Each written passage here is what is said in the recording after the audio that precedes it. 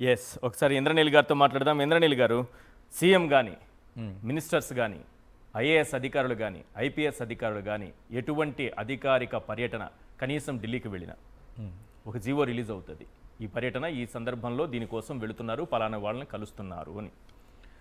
ఇది ఒక system.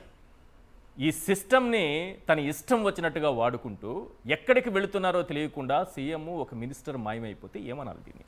Sir, first of all మీరు గుర్తు చేసుకుంటే మేనిఫెస్టోనే మాయం చేసిన వాళ్ళు వీళ్ళు. అంటే ఈ రహస్య జీవోలు ఎన్నో 2014 నుంచి 2019 మధ్యలో కూడా ఎన్నో రహస్య జీవోలు ఇచ్చి తర్వాత ప్రతిపక్షంలో ఉన్న వైఎస్ఆర్సీపీ పోరాడి ఆర్టీఏ త్రూ అప్రోచ్ అయ్యి ఆ తర్వాత కోర్టులు కూడా వాళ్ళకి ముట్టికాయలు వేసి రహస్య జీవోలు పెట్టాల్సిన అవసరం ఏంటి ఇన్ని మాట్లాడిన తర్వాత కూడా 2017లోనో ఏమో ఎమ్మెల్సీఐ మంత్రి అయిన లోకేష్ గారు ఆ లోపు కూడా ప్రభుత్వ లాంఛనాలతో ఎన్నో ట్రిప్పులు వేసి కొన్ని కోట్ల ప్రజాధనాన్ని దుర్వినియోగం చేసిన సందర్భాలు కూడా ఉన్నాయి. సో ఇప్పుడు కొత్తగా ఏమి వీళ్ళు చేయట్లేదు అనేది ప్రధానంగా మనం నోటీస్ చేయాలి. అయితే ఇక్కడ ఏంటి అంటే జనరల్గా ఏమైందంటే చంద్రబాబు గారు కానీ ఎప్పుడైనా ఫారిన్ ట్రిప్ వెళ్తే వాళ్ళు చేసే హంగామా ఎలా ఉంటుందంటే అక్కడ నిద్రపోలేదు, అద్దాలు పగిలిపోయినాయి చలిగాలికి, అర్ధరాత్రి కూడా పనిచేశారు, 20 గంటలు పని చేస్తూనే ఉండారు రాష్ట్రం కోసం. అంటే ఇక్కడ ప్రజలు ఏమనుకుంటున్నారంటే అసలు ఒక స్థాయి మించిపోయి ప్రచారాలు విని 20 గంటలు ఎందుకు ఏం పని చేస్తున్నారు అంటే రిజల్ట్ ఉండాలి కదా. ప్రజల అంటే జీవితాల్లో ఏదో ఒక గ్రోత్తో ఒక ప్రోగ్రెసివ్గా ఏదైనా కనపడితే కదా వాళ్ళకి కనపడేది. అతను పనిచేసిన దానికి రిజల్ట్స్ ప్రజల జీవితంలో కనపడాలి.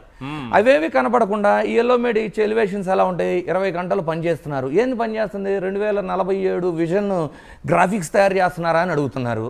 లేరు విదేశాలు వెళ్ళి వీళ్ళే చెప్పేది ఏంది, విదేశాలు వెళ్ళాము పెట్టుబడులు భారీ స్థాయిలో లక్షల కోట్లు తేడానికి వెళ్ళామని చెబుతారు. ఆ లక్షల కోట్లు ఎక్కడన్నా రియలైజేషన్ అయినాయి ఎక్కడన్నా ఉన్నాయంటే అది ఎక్కడా కనపడవు. అంటే కనీసం వెళ్ళొచ్చిన ఖర్చులకు నిమిత్తమైన ఏదన్నా పెట్టుబడులు కనపడతాయి అంటే అవి కూడా కనపడవు. సో ఈసారి ఎలా అయిపోయిందంటే రీసెంట్గా మీరు చూస్తే వీళ్ళు యుఏఈ దుబాయ్ ఇవన్నీ వెళ్ళిన తర్వాత ఉత్త చేతులతో తిరిగి రావటం మనం చాలా క్లియర్గా చూసాం. ఆ వెళ్ళినప్పుడు కూడా ఏం చేశారు, జగన్మోహన్ రెడ్డి గారు దేనికైతే నాంది వేశారు అంటే ఈ కోస్టల్ కారిడార్ అవ్వచ్చు, పోర్ట్లు అవ్వచ్చు, ఫుడ్ ప్రాసెసింగ్ యూనిట్లు అవ్వచ్చు, గ్రీన్ ఎనర్జీ అవ్వచ్చు, వీటన్నిటికీ రాష్ట్రం అనుకూలమని దుబాయ్ యుఏఈలో ఉన్న వాళ్ళకి చెప్పొచ్చారు తప్పితే వీళ్ళు కొత్తగా చేసింది ఏమీ లేదు. అలాగే జగన్మోహన్ రెడ్డి గారి టైంలో 13 లక్షల కోట్లలో 9 లక్షల కోట్ల వరకు only renewable energy, green energy గురించి అగ్రిమెంట్లు అయిపోయినాయి. అది కూడా రియలైజేషన్ అయినాయి. ఓకే. అయితే వీళ్ళు మొన్న విశాఖ సమ్మిట్ ఒకటి రన్ చేశారు. వీళ్ళు కూడా రన్ చేసి ఏం చెప్పారు, ఇప్పటిదాకా రియలైజేషన్ కానీ ఏదన్నా మూమెంట్ కానీ ఏమీ లేవు. సో అసలు ఇది ఈసారి విదేశీ పర్యటన అనేది పెట్టుబడుల కోసం అని చెబితే ఎలా ఉండిద్దో ఇప్పటికే 2-3 సార్లు దెబ్బతిన్నాం ఈ 18 నెలల్లో. ఒకవేళ వ్యక్తిగత పర్యటన ఇప్పుడు ఏమంటారు, వ్యక్తిగత పర్యటన గురించి మేము చెప్పాల్సిన అవసరం లేదు అనే స్థాయికి కూడా వెళ్తారు వీళ్ళు. కాదు, వ్యక్తిగత పర్యటన చెప్పాలి అంటే వీళ్ళు వచ్చి చెప్తారనమాట, రేపు ప్రెస్ మీట్ పెడతారు మళ్ళీ, మా వ్యక్తిగతంగా మేము ఎక్కడికి వెళ్ళాము ఫ్యామిలీతో వెళ్ళి కూడా మీకు చెప్పాలా అనే విధంగా అంటారు. గారు వ్యక్తిగత హోదాలో సీఎం హోదాలో ఉన్నప్పుడే సమాచారం ఇచ్చి లండన్ వెళితే ఎన్ని మాటలు మాట్లాడారు సార్? ఈ రోజుకి లండన్ అనేది అవినీతికి కేంద్రం అని, అక్కడ అన్ని దేశాల వాళ్ళు అవినీతి పరులంతా అక్కడే డబ్బులు పోగేస్తారని, ఆ తర్వాత హవాలా మార్గంలో వాటినంతా తిరిగి మళ్ళీ వాళ్ళకి రప్పించుకుని అకౌంట్లో వాళ్ళు కోర్టుల్ని కూడా అంటారు మీరు ఎలా ఇచ్చారు, పాస్పోర్ట్ ఎలా ఇచ్చారు, ఆయన లండన్ ఎలా వెళ్తారని కూడా మాట్లాడేస్తారు మీడియాలో కూర్చొని.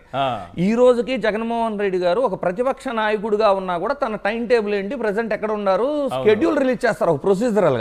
అలాంటిది వీళ్ళ సొంత ఖర్చుల్లో ఉండారా అని పక్కన పెడితే వీళ్ళని ప్రజల ఆస్తులకి ప్రజా పరిపాలనకి ఒక కస్టోడియన్ గా ఉండమన్నారు తప్పితే మీరు అధికారంలోకి వచ్చిన ప్రతిసారి మన ప్రజల ఆస్తిని మన సొంత ఆస్తిగా దుబారాగా ఖర్చు చేస్తాం అంటే, దుబారా ఖర్చు అని ఎంత పర్టికులర్గా నేను ఎందుకు చెప్తున్నాను అంటే మీరు 2014 నుంచి 19 చూసుకున్నా సింగపూర్ కన్సోర్టియం అంటారు, లేదు అంటే అమరావతి ఇప్పటికీ పూర్తిగానే అమరావతిని ఆ రోజుల్లోనే బస్సుల్లో రైతులను తీసుకెళ్లి చూపించి అది ఏమైనా సందర్శనశాల, పోలవరానికి కూడా భజన పోలవరం తీసుకెళ్లి భజన చేయించడాలు, మళ్ళీ రీసెంట్గా చూస్తే ఒక రోజు యోగా డే కోసం చేసే ఖర్చులు, ఇచ్చిన హామీలు నెరవేరలేదురా బాబు అని ప్రజలు మొత్తుకుంటుంటే విజయోత్సవ సభలు, లేదు మోడీ గారితో విభేదించి అధికారంలో ఉండి కూడా బ్లాక్ డ్రెస్ వేసుకునే సభలు, ఇవన్నీ దుబారా ఖర్చులే కదా. అవును, ఇంకోటి అడుగుతున్నా ఈ సందర్భంలో, మీరు పోలవరంకి తీసుకెళ్లి భజన చేయించారండి. ఇప్పుడు అమరావతి ఆవకాయ కూడా బాగా సక్సెస్ అయినట్టేనా? అమరావతి బ్రాండ్ని బాగా తీసుకెళ్తారా సార్? అవుతుందా అని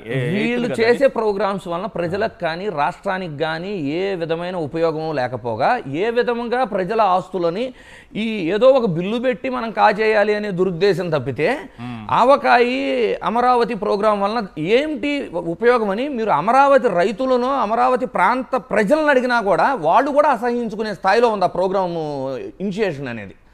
సో ఈ రోజున మన రాష్ట్రాన్ని ఎవరు ఇష్టపడతారు సార్? అంటే అమరావతి అనేది ఆవకాయ పచ్చళ్ళు పెట్టుకోవడానికి లేదు అంటే వీటి కోసం అనే బ్రాండింగ్ అవసరం ఈరోజు మనకి. సో వీళ్ళు చేసేవన్నీ కూడా ఈరోజు ఇంకొక నాదొక సూటి ప్రశ్న సార్, 2025 సంవత్సరంలో ఎవరన్నా బాగుపడ్డారా ఆంధ్రప్రదేశ్లో? ఏ రైతన్నా ఆనందంగా ఉండారా? అంటే మీరు ఏ విధంగా, ఒకవేళ ఇది అధికారిక టూర్ కాదు, మీరు వ్యక్తిగత టూరు, మీరు జిఐడి నుంచి ఏ ఇన్ఫర్మేషన్ ఇవ్వలేదో సెకండరీ సార్, పబ్లిష్ చేయలేదు, అదంతా పక్కన పెడితే వ్యక్తిగతంగా మీరు వెళ్ళి ఒకవేళ సేద తీరుద్దాం అనుకున్నా కూడా రాష్ట్రంలో ఈ ప్రజలు ఆనందంగా ఉండారు, రైతులు ఆనందంగా ఉండారా? లేదు ఫీజు రియంబర్స్మెంట్ ₹1 కూడా ఇవ్వకపోవటం వలన విద్యార్థులు ఆనందంగా ఉండారా?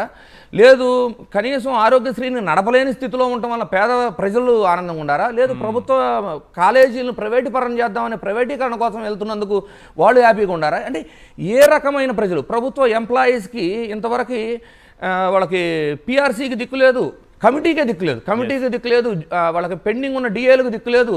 ఈ రోజున 1వ తారీఖు నడుస్తుంది, పెన్షన్ల పంపిణీ పూర్తి కాలేదు, కనీసం ఉద్యోగులకు పూర్తిగా శాలరీలు అందలేదు. గత నెలలో కూడా కనీసం 7 నుంచి 15 వరకు ఉద్యోగులకి శాలరీలు అందలేదు. అంటే రాష్ట్రం ఈ దుస్థితిలో ఉంది. ఖజానా ఖాళీ అని ఈయనే చెప్తారు, ఖజానా ఖాళీ అని చెబుతూ ఆర్థికంగా మనం ఇబ్బంది పడుతున్నామని చెప్పి ఈ ముగ్గురు చార్టెడ్ ఫ్లైట్లో తిరగటాన్ని ఏ విధంగా చూడాలి ప్రజలు?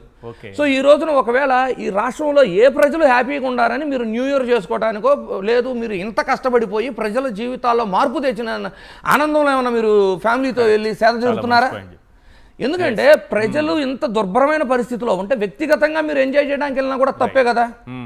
సో ఏ విధంగానూ సమర్థించుకునే పరిస్థితి లేదు సార్. అటు పెట్టుబడుల కోసం వెళ్ళామని చెప్పలేరు, ఇటు వ్యక్తిగత టూర్ చేసిన రాష్ట్రం అంతా ఇంత దుర్భర స్థితిలో ఉండి ఖజానా ఖాళీ, నా చెవిలోకి వచ్చి చెప్పండి ఏం చేయాలో నాకే చేత కావట్లేదు, నా అసమర్థతని నేను మరొక మారు చెప్పుకుంటున్నానని చెప్పిన వ్యక్తి ఫ్యామిలీతో పాటు వెళ్ళి సేద తీరడానికి వెళ్ళాలంటే ఏం కష్టపడి, ఏ విధంగా రాష్ట్రానికి ఉపయోగపడి, రాష్ట్ర పురోగతికి ఏ విధంగా మీరు కష్టపడ్డారు, 2025లో మీరు సాధించింది ఏందో చూపించి కదా మీరు సేద తీరాలి. జస్ట్ ఎలివేషన్, 20 గంటలు కష్టపడుతున్నారు, చలిగాలిలో తిరుగుతారు, అద్దాల పగిలినా కష్టపడతాము, రోడ్ల మీద నడిచాము చలిలో, ఇవా ఎలివేషన్స్? రైట్. సురేష్ గారు, మీ దగ్గర ఏమన్నా సమాచారం ఉందా, లేకపోతే పెద్దోళ్ళ సీక్రెట్ టూర్లు పెరుమాళకెరుక అని మీరు కూడా అంటారా? ఎటువంటి సమాచారం లేదు సార్. ప్రతి ఒక్క కార్యక్రమానికి సెల్ఫీ ఫోటో పోస్ట్ చేసే లోకేష్ గారే ఈ యాత్ర గురించి పోస్ట్ చేయలేదంటే మనకు ఎలా తెలుస్తుంది? లోకేష్ గారు ఎక్కడ ఏ కార్యక్రమం చేసినా, కూర్చున్నా, లేచినా ప్రతి దాన్ని కూడా ఆయన తన సామాజిక మాధ్యమాలలో సెల్ఫీ ద్వారా అప్లోడ్ చేసి తన ఫాలోవర్లకి కానీ ప్రజలకు కానీ తెలుపుతారు. మరి ఈ 5 రోజులుగా ఒక సెల్ఫీ ఫోటో కూడా రావడం లేదు. ఏమైపోయారు అర్థం కావడం లేదు. మరి చంద్రబాబు నాయుడు గారి విదేశీ పర్యటనను ప్రశ్నిస్తుంటే కొన్ని ఎల్లో మీడియాలో అసలు మీరు అడిగే హక్కు ఏముందన్నారు. ఒక రాష్ట్ర ముఖ్యమంత్రి కనపడకుండా పోతే ప్రతిపక్షాలు ప్రశ్నించకూడదు అనడం ఏంటి? ప్రజలే అడుగుతారు, ప్రతిపక్షాలు కాదు, ప్రజలే అడుగుతారు. ప్రజలకు కదా అకౌంటబిలిటీ, ప్రజలకు మనం అకౌంటబిలిటీ, ప్రజలకు సమాచారం ఇవ్వాలి. ఓట్లేసి గెలిపించిన ప్రజలకి ఎవరైనా చెప్పాల్సిందే, సమాధానం ఇవ్వాల్సిందే.